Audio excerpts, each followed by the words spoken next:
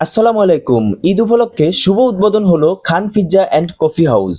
ভোলা জেলার লালমোহন উপজেলা তথা আশেপাশের যারা আছেন এই মুহূর্তে ভাবছেন একটু কফির আড্ডা দিবেন বা পিৎজা খাবেন, সুন্দর একটা পরিবেশের ফুডসের দোকান খুঁজছেন, তারা অবশ্যই চলে আসবেন লালমোহন উপজেলার চৌরাস্তার মোড় থেকে চরপেশন রোডে যেতে ১০০ গজ সামনে আগালি হাতের বাম পাশে খান পিৎজা অ্যান্ড কফি হাউস।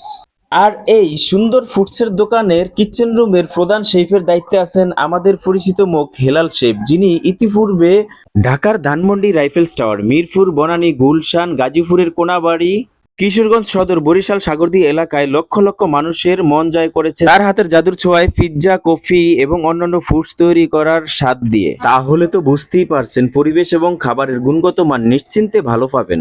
আর এই খান পিৎজা অ্যান্ড কফি হাউজের পরিচালকের দায়িত্বে আছেন সোহেল ভাই। তো দেরি না করে অবশ্যই চলে আসবেন লালমোহনের খান পিৎজা অ্যান্ড কফি হাউজে।